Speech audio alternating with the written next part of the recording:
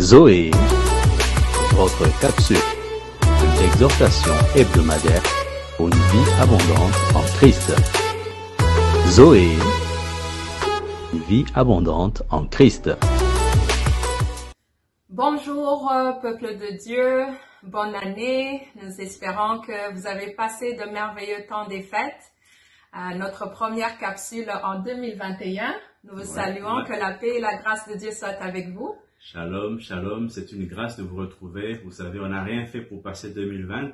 On va encore rien faire pour passer 2021. C'est juste ta grâce qui va nous garder, n'est-ce pas? Amen, amen. Donc, pour commencer, débuter l'année, encore une fois, on va continuer nos capsules sur Zoé, avoir une vie en abondance en Christ. La dernière fois, on a parlé de comment être persévéré avec l'amour qui est dans le couple, dans la famille. On a parlé que la première des choses, c'est être rempli du Saint-Esprit et revêtir les fruits de l'Esprit. Aujourd'hui, nous allons aborder le deuxième point qui est demeurer dans la prière. Amen.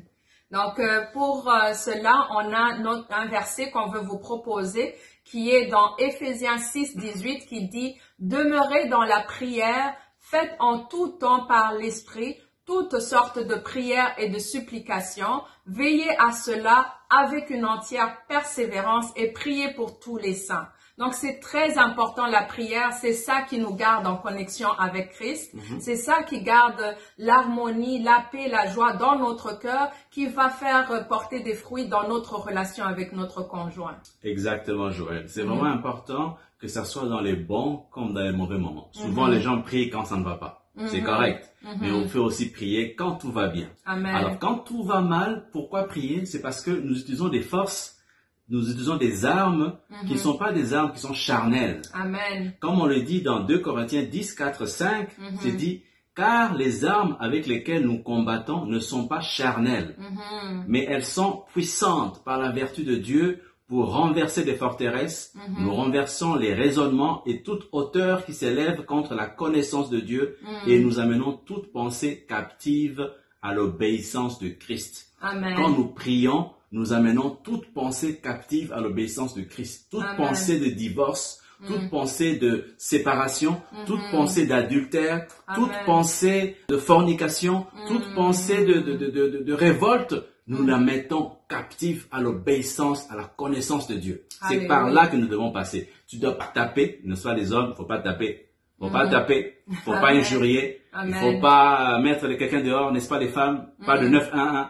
Il faut prier. Amen. C'est la prière qui nous donne la victoire. C'est la prière qui va faire en sorte que nous demeurons dans la présence de Dieu. Nous avons la patience envers l'autre. Et il faut savoir que Dieu nous a mis ensemble pour un but. D'abord, c'est le manifester la gloire de Dieu. Amen. Donc, il faut continuellement prier pour son conjoint. Toi qui es forte en ce moment, mets-toi en prière pour intercéder pour les autres. Amen. Intercéder pour celui qui est faible. Parce que Dieu nous dit d'intercéder pour les uns et les autres pour que nous puissions continuellement en train de grandir ensemble. Ça dit dans la parole Matthieu 5, 44, « Mais moi je vous dis, aimez vos ennemis, bénissez ceux qui vous maudissent, faites du bien à ceux qui vous haïssent et priez pour ceux qui vous maltraitent et vous persécutent. » Ça se peut que dans ton mariage, tu sens que ton mari ou ton épouse est en train de te persécuter. Elle est devenue ou il est devenu comme un ennemi. Donc Dieu nous dit de prier pour nos ennemis. C'est pas cela que Dieu veut, que nous soyons tout le temps dans des chicanes. Il veut la paix, la joie, l'amour. Il faut que Christ règne dans notre union, dans notre famille. Et c'est l'ennemi, comme on le dit toujours, l'ennemi vient pour voler, dérober et tuer. Mais Jésus est venu pour nous donner cette vie en abondance que nous sommes en train de parler. Effectivement, Joël. Et j'aime beaucoup ce que tu dis, prier même pour ses ennemis. Des fois, dans le foyer, l'homme ou la femme devient un ennemi. C'est celui qui t'injurie, celui qui te persécute. Alors, le Seigneur dit, bénissez ceux qui vous maudissent. Pour ceux qui vous disent de mauvaises paroles, il faut les bénir. Alors, il faut comprendre qu'il y a 3 formes de prière. On ne va pas rentrer dans les détails. Ces 3 formes de prière, c'est l'intercession, n'est-ce pas? La première forme de prière, prier pour l'autre. C'est important. Prière de supplication, c'est pour nous-mêmes. On doit prier pour nos propres problèmes. C'est important aussi. Mais la 3e forme de prière qui est la plus importante, c'est la forme de prière en esprit.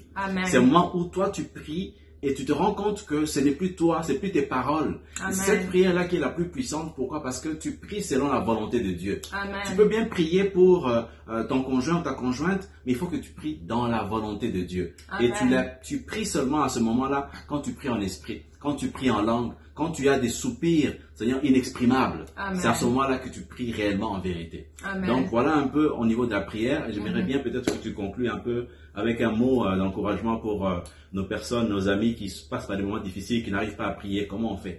Amen. C'est vraiment être entouré aussi. Être entouré, comme on l'a dit, il faut que vous soyez avec des frères et sœurs qui peuvent vous soutenir dans la prière. Et c'est cela que Christ nous appelle à faire, de s'édifier mutuellement, de s'encourager mutuellement. Donc, entoure-toi. Dieu va emmener une personne qui va te relever, t'encourager. Appelez-nous, envoyez-nous des messages. Nous sommes disponibles à demeurer dans la prière. Nous vous souhaitons une belle journée, que le Seigneur vous bénisse abondamment cette année, que la grâce, la paix et la joie de Dieu demeurent dans vos vies.